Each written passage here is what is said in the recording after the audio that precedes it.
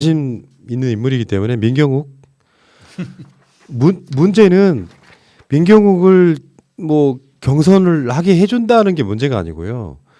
민현주라고 하는 기존에 공천된 인물이 하는 반발이 중요해지거든요.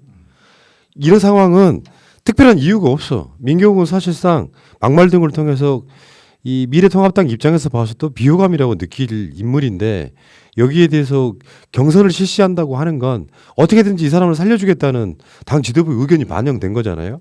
그러면 기존에 공천됐던 사람 입장에서는 반발할 수밖에 없잖아. 여기에 지금 이제 사실 인천 몇 군데 지역은 원래 박근혜 세가 굉장히 강했던 도시가 그런 지역구가 있어요. 여기서 지금 민현주 입장에서 도로 박근혜당이라는 소리 안 나오겠습니까? 그러니까 지금 미래통합당 쪽의 사람들은 새로운 보수당 인사들을 일부는 공천을 하고 있는 상황에서 지금 이게 민현주가 유승민계라는 거죠. 이거 재밌는데 여기도 한번 같이 한번 제대로 붙었으면 좋겠는데.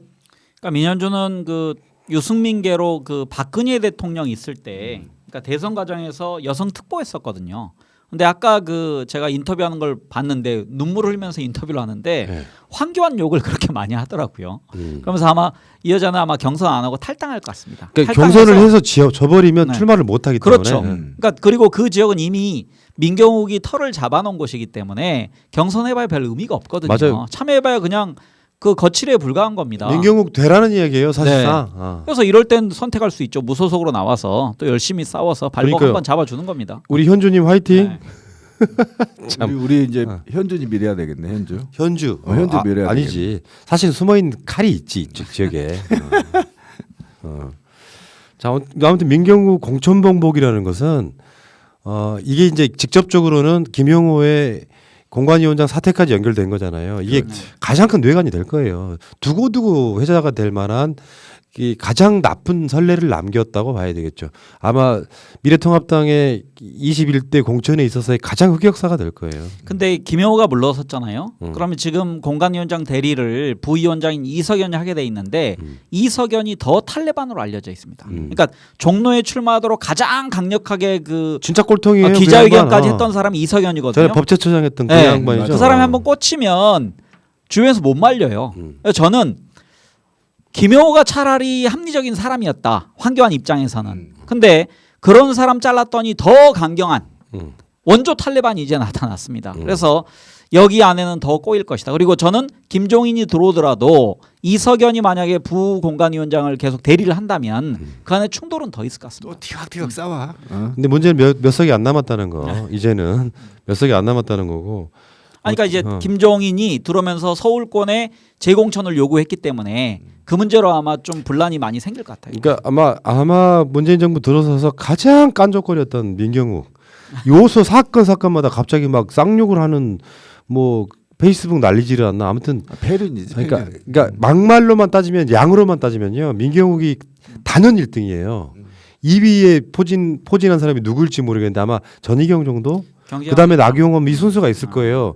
그중에 단연 탑이야. 그러니까 다른 막말했던 사람들 숫자 10위까지 합친 것만큼 민경욱이 많이 했어. 그럼.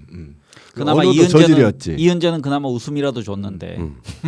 이렇게 해서 진짜로 고생했던 사람이 탈락이 되는 경우, 예를 들면 민주당의 마포 올해 정청래 같으면요, 동정 여론이 생겨서 정청래 후보가 손혜원 후보를 손잡고 다니면 당선시킬 수 있거든요. 근데 지금 연수울 같은 경우는 민경욱이 내가 지지하는 당의 후보기 때문에 찍었던 사람들도 저렇게까지 막말로 해도 되나 싶은 그렇죠.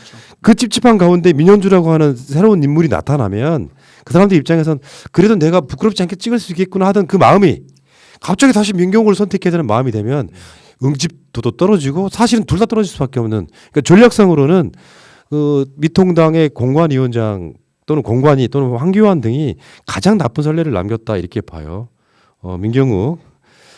민경욱에 난 정치적 말로를 한번 보고 싶어요.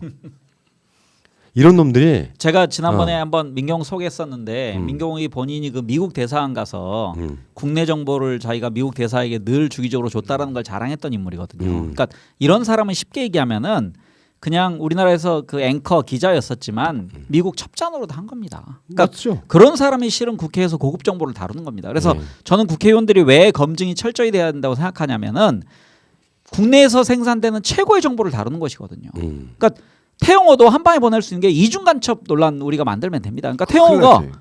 북한은 정보를 주지 말라는 법이 어디 있습니까? 자기 딸이 거기 아직 생존한 것으로 알려져 있는데 일부 보도에 의하면.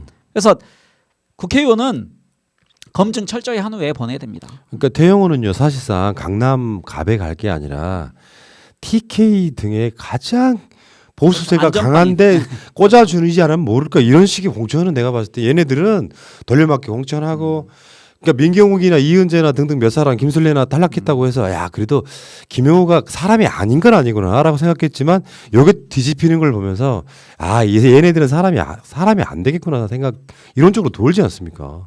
어떤 민경욱의 이 컷오프 재본복에 대해서는 진짜 역대 코미디가 되지 않을까 싶고요. 자, 그 이야기도 여기까지 합시다.